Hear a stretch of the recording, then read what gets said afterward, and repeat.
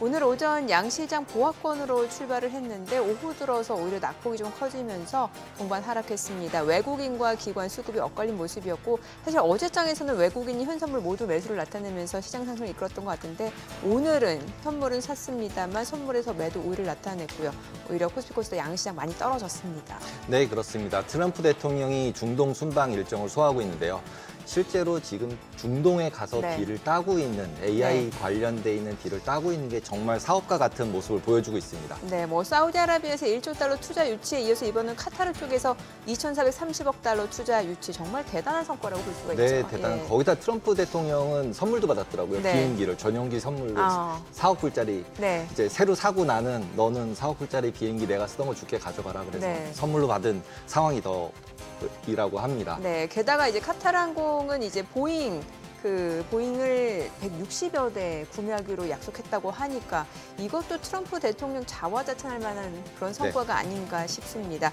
일단 지금 트럼프 이슈로 시장에 많은 영향을 받고 있는 가운데 또 최근에는 환율 얘기도 많은 게 지난 5월 5일 날 우리나라와 미국이 환율 협의를 했다라는 이런 로이터 통신의 보도가 있었고 뒤에서 블룸버그 쪽에서는 그건 아니다라는 얘기가 있었잖아요. 근데 실제로 5월 5일 날 대만 달러가 급락을 했고 원화도 그러니까 아시아 통화 강세를 보였죠. 강세를 보였었죠. 그래서 저는 오히려 역시 헤지펀드나 이런 데들은 다 알고 했구나.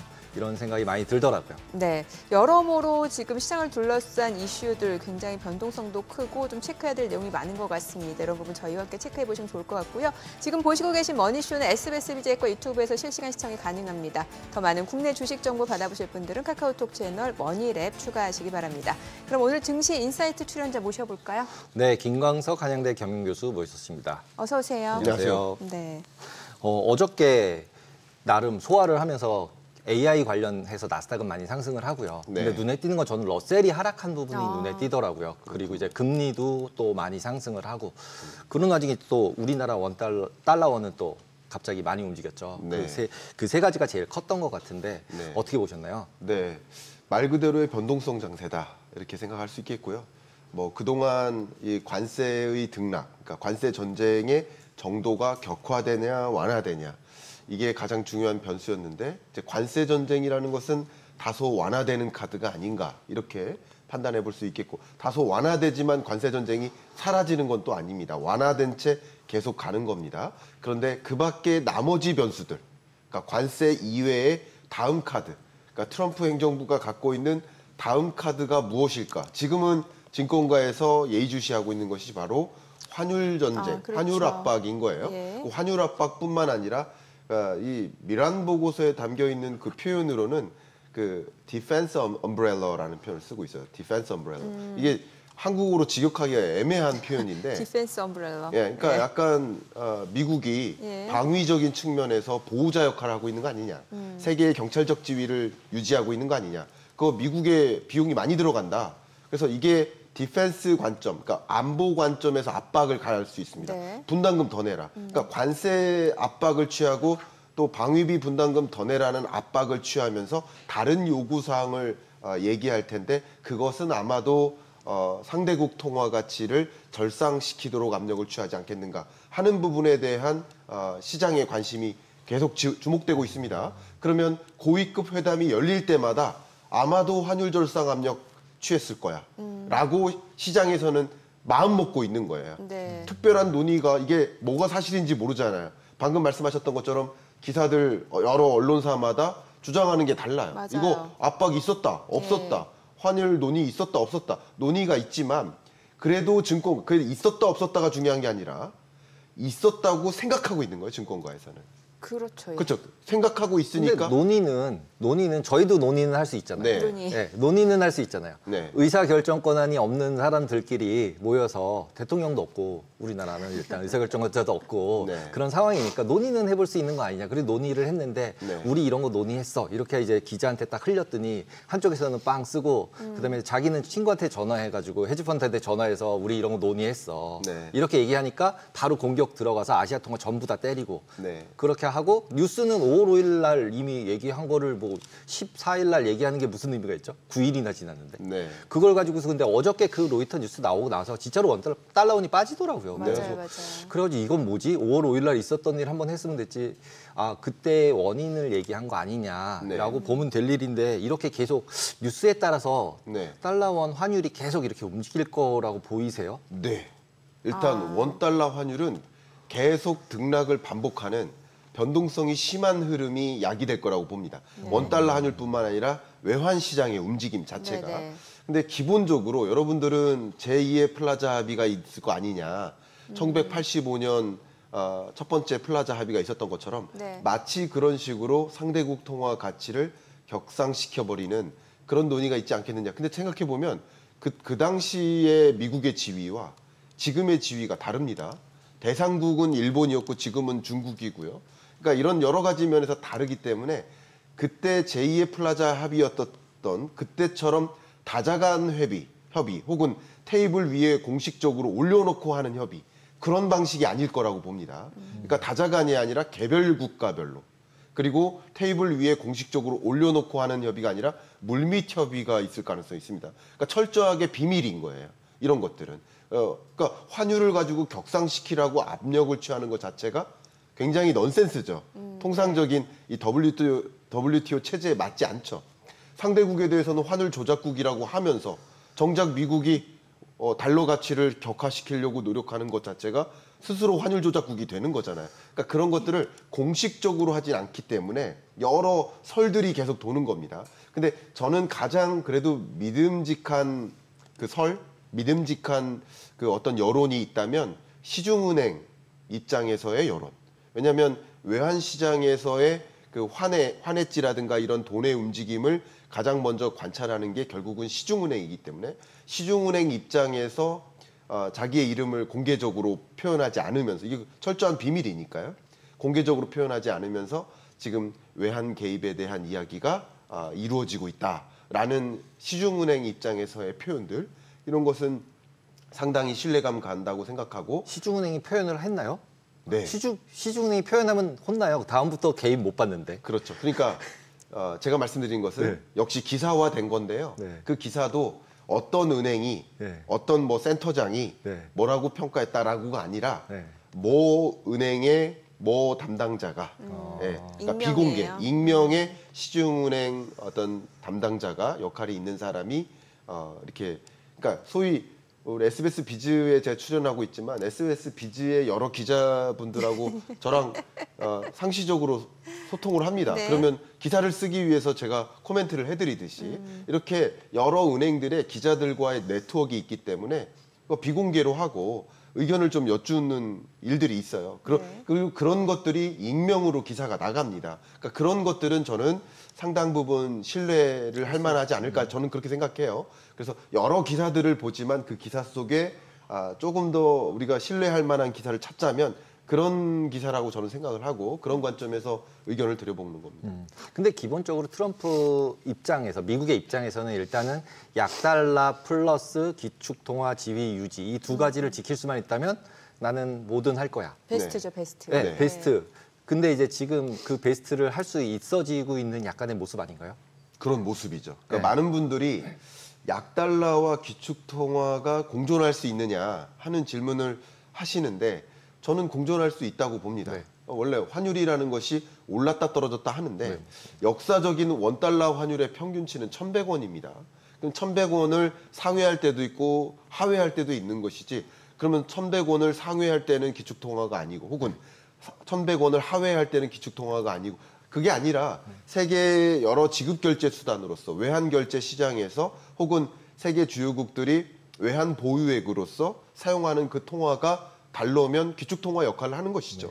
근데 그 기축통화의 지위는 유지되더라도 너도 나도 사용하지만 그 통화 가치가 올라갈 수도 있고 떨어질 수도 있는 것이죠. 그런 관점에서 그게 상충되는 것은 아니다라는 의견을 가지고 있고 결국 트럼프 행정부는 기축통화의 지위, 그러니까 기축통화의 지위를 유지하면서 갖게 되는 장점이 있거든요.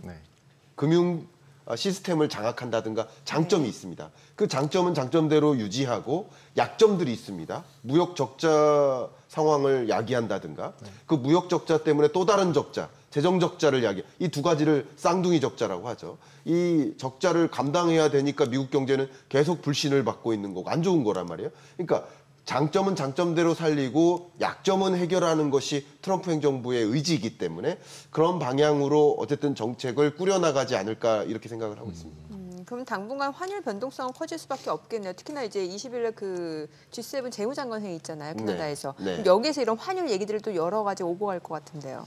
계속 할 겁니다. 예. 그러니까 지금 이 순간에도 제주도에서 에이펙 그 고위급 회담이 그렇죠. 열리고 예, 있습니다. 예. 오늘 내일. 네. 근데 에이펙 정상회의가 있기 전에 소위 통상장관급 회의가 있는 겁니다. 네. 근데 기본적으로 에이펙 회담은 장관급이 있고 정상급이 있고 밑에 실무진급이 있고 여러 단계들이 있습니다. 저도 이제 에이펙 회담을 참석해 본 적이 있는데 그 전문가급의 회의가 또 있습니다. 국책기관들의 연구자들이 같이 참석해서 또 논의하는 여러 레벨의 회의들이 있습니다. 근데 지금 열리고 있는 게 바로 통상장관급 회의잖아요. 네. 그러면 이게 다자간 공식적인 회의가 있지만 여러 남는 시간들이 있어요. 그때는 해당 국별로 개별국끼리 미팅이 있습니다. 그러면 당연히 미일 간의 미팅이 있을 수 있고요. 미중의 미팅이 있을 수 있고 한미의 미팅도 있을 수 있습니다.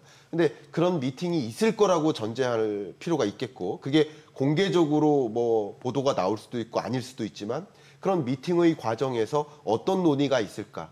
저는 앞에 말씀드렸던 것처럼 미국이 만성 무역 적자, 만성 또 재정 적자 상황을 야기하게 되고 있는 그런 몇 가지 이유 중에 하나가 바로 강달러 때문이라고 인식하고 있는데 트럼프 행정부가 그러면 그 강달러를 해결하기 위해서 관세 카드, 디펜스 카드 이런 카드를 꺼내 드는 거예요.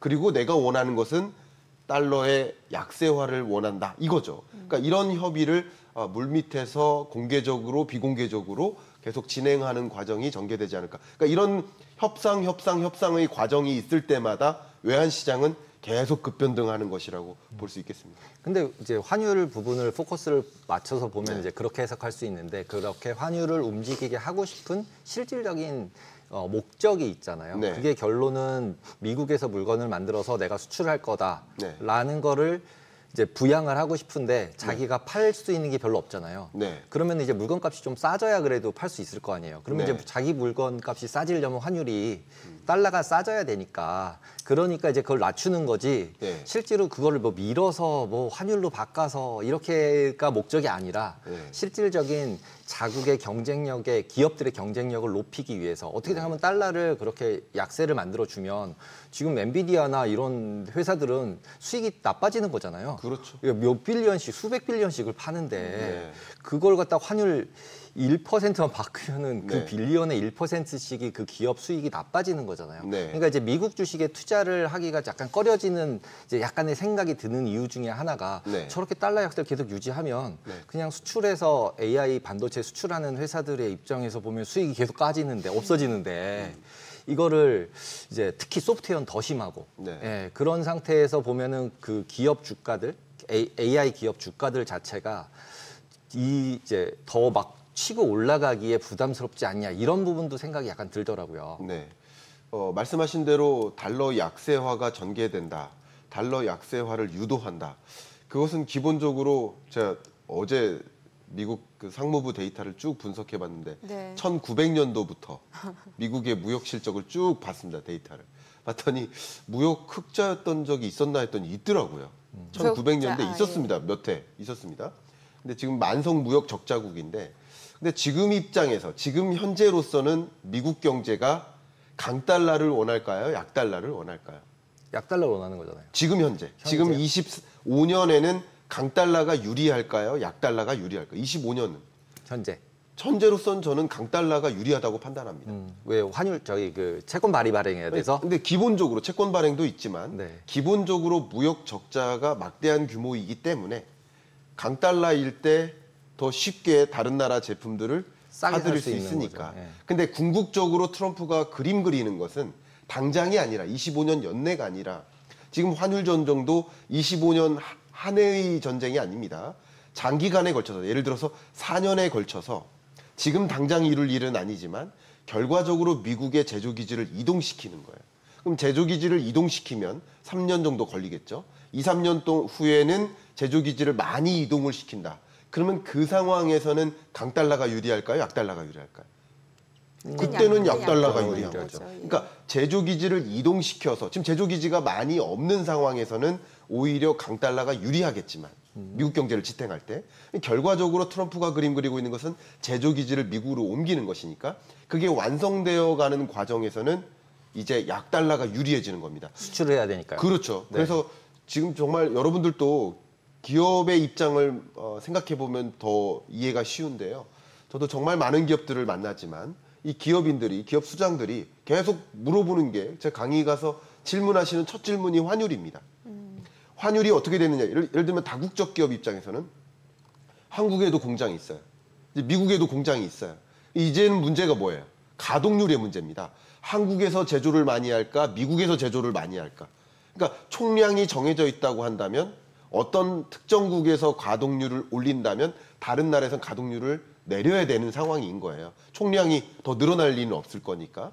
그러니까 이게 환율에 따라서 가동률을 한국에서 더 늘릴까, 미국에서 늘릴까를 결정할 텐데, 그러니까 제조기지를 많이 미국으로 옮겨온 상황에서 6, 7년 정도 된다고 볼게요. 그럼 그 지점에는 제조기지가 완성됐으면 제조기업들은 당연히 미국 내에서 생산 가동을 늘리도록 해야 되고 그렇게 유도하기 위해서는 약달러가 유리한 거죠. 그러니까 결국은 지금 단기간의 전쟁이 아니라 이 환율 전쟁은 장기간에 걸친 전쟁이라고 생각하고, 그러나 증권가에서는 이런 물밑 작업이 이루어지고 있어라고 판단하니까 외환 거래가 심각하게 일어나는 과정이죠. 그러니까 변동성이 심한 것이고요. 그러니까 장기간에 걸쳐서는 약달러를 유도하려고 노력할 것이다. 이렇게 저는 그림 그리고 있습니다. 네, 이번에 미국 10년물 국채 수익률 좀 여쭤볼게요. 최근에 보면은 4.5% 이상 올라섰는데 좀 단계 많이 올랐었어요. 그러니까 이게 이제 국채 가격이 떨어졌다라는 거고 국채 쪽으로 수요가 별로 없다라는 얘기잖아요. 네. 예, 이거 사실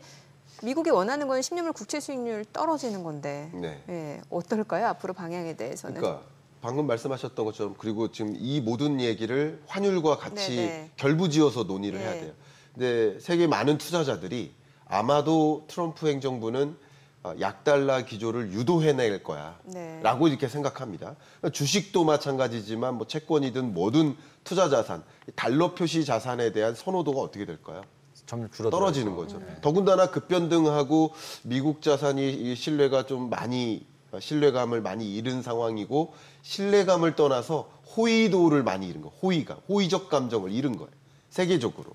그런 상황에서 미국 국채를 보유하는 게 맞나?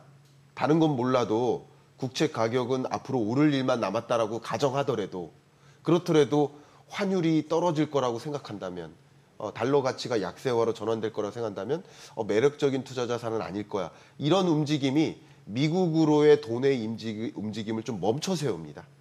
그렇기 때문에 생각보다 이런 혼주세도 야기되고요.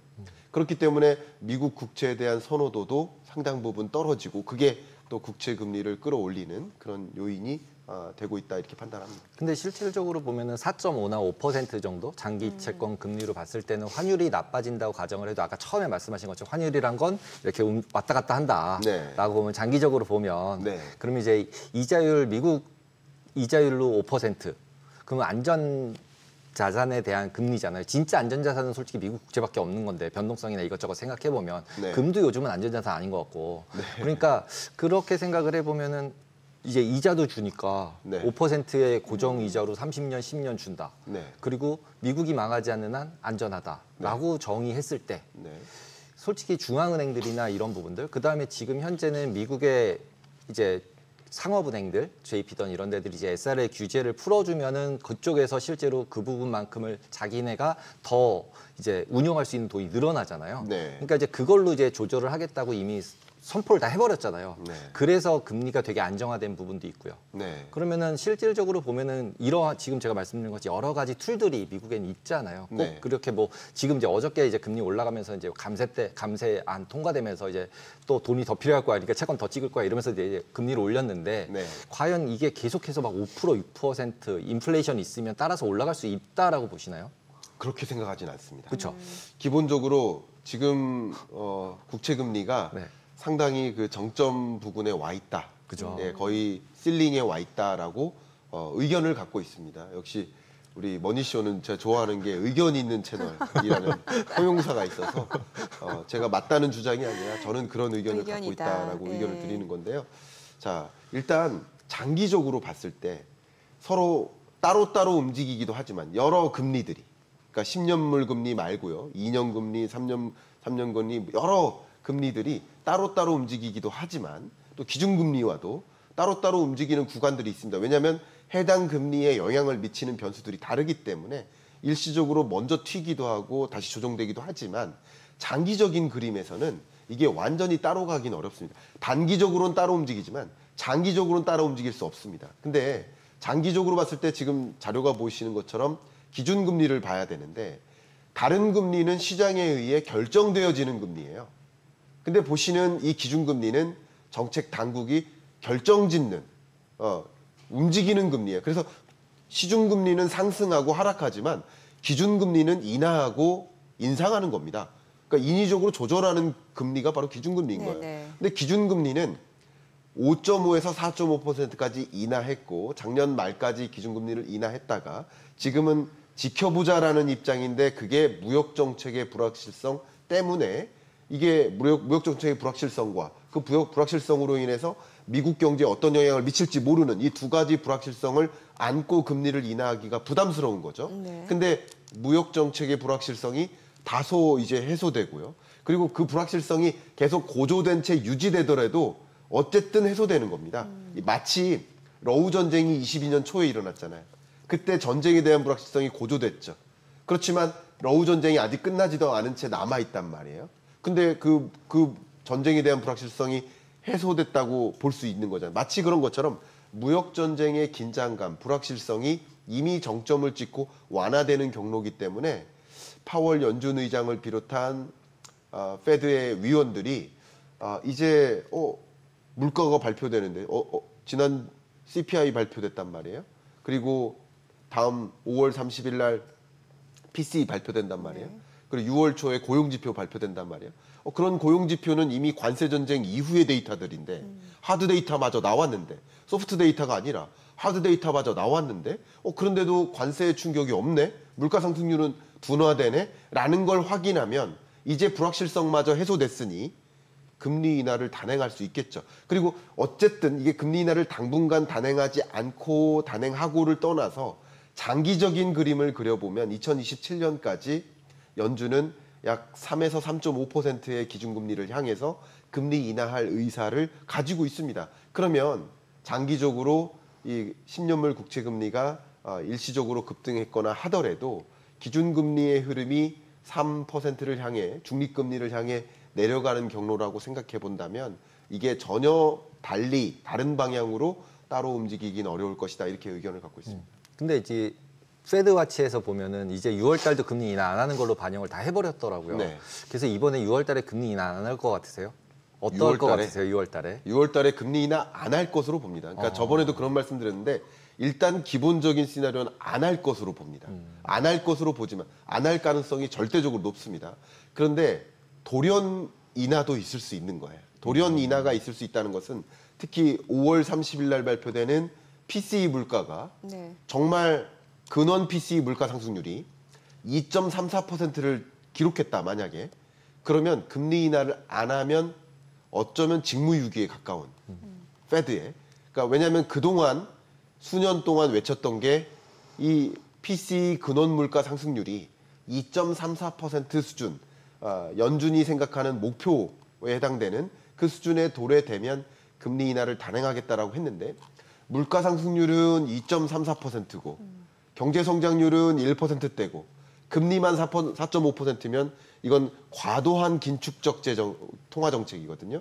그러니까 과도한 긴축이라고 생각한다면 금리 인하를 충분히 단행할 수 있습니다. 그래서 6월 중순이니까요. FOMC가 6월 중순이 도래되기 전까지 발표되는 PCE 물가, 고용지표 물가 이 두 가지가 남아 있습니다. 이 두 가지가 금리 인하의 신호를 가리킨다면 그 시계가 가리킨다면 충분히 금리 인하를 결정할 수 있다고 생각도 합니다. 그럼 이제 아까 얘기했던 AI로 다시 돌아오면 네. 중동 AI하고 그다음에 이제 미국 AI하고 중국 AI하고 둘이 이제 나뉜 것 같은데 네. 왜냐하면 이제 실제로 중동은 딥시크 중국 거 서버를 사용할 수도 있고 AI 네. 모델도 사용할 수 있다고 얘기를 했었잖아요. 네. 근데 이번에 가가지고 이제 데이터 센터서부터 모든 인프라를 이제 수십조 원 이상을 그냥 한 번에 다 팔아서 다 짓는 걸로 결정을 지은 거잖아요. 맞습니다. 그러면은 결국은 이제 미국 AI 사용을 하겠다라고 결정을 한 거고, 그렇습니다. 그 다음에 그 소버린 AI도 국가 AI 개발하는 것도 중동은 포기했잖아요. 이제 네. 우리 그만할게.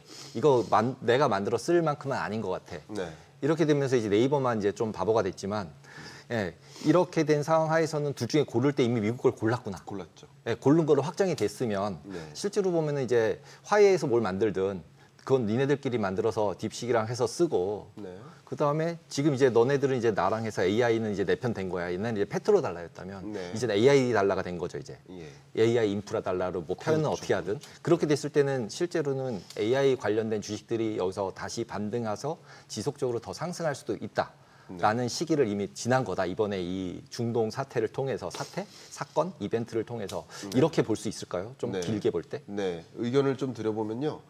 일단은 실적 흐름 혹은 실적에 대한 기대 그것과 맞물려서 주가가 움직이지 않겠습니까? 근데 실적에 대한 기대감이 과중하게 집중됐었던 2024년 그 당시에 이제 AI 관련 주가가 굉장히 강하게 급등했었던 거죠. 근데 25년 초 들어서 실적의 증가세가 둔화될 거야 라는 생각들을 또 갖게 되면서 상당 부분 조정이 있었던 겁니다. 근데 실적의 증가세가 둔화되지 않고 다시 AI는 이제 시작이다 라는 식으로 시장이 소위 실적에 대한 기대감이 달리 조정되는 과정이라고 볼 수 있겠죠. 근데 그건 이제 중국한테 팔 걸 못 파니까 이제 확 줄인 거였는데 중국한테 판 것만큼 이제 중동에다 다 팔게 해줬잖아요. 그렇죠. 그러니까 그럼 다시 가는 거예요? 그 말씀입니다. 그러니까 실적에 대한 기대감이 둔화되는 흐름이었다가 다시 실적에 대한 기대감이 고조되는 흐름으로 바뀌는 거죠. 그러니까 그런 흐름에서 주가가 또 요동치는 상승 압력을 받는 그런 움직임이라고 저는 판단하고 있기 때문에 이 부분은 굉장히 중요하고요. 더 중요한 의견을 한 가지 드리면 네. 뭐 지난 3월에 저도 이제 MWC 스페인 참석했다가 더 느꼈습니다만 지금 SKT가 다른 이슈로 좀 굉장히 골머리를 겪고 있지만 그때 내놨던 그 캐치프레이즈 같은 그 문구가 하이웨이 AI입니다. 하이웨이. 그러니까 AI 고속도로라는 뜻인데 네. 이게 뭐냐면 SKT 같은 경우도 데이터 센터를 굉장히 중요한 비즈니스 모델로 가져가고 있었습니다. 근데 지금 좀 막힌 거예요. 여러 가지 일들로. 근데 이게 왜 중요하냐면 데이터 센터는 말 그대로 고속도로입니다. 인프라입니다.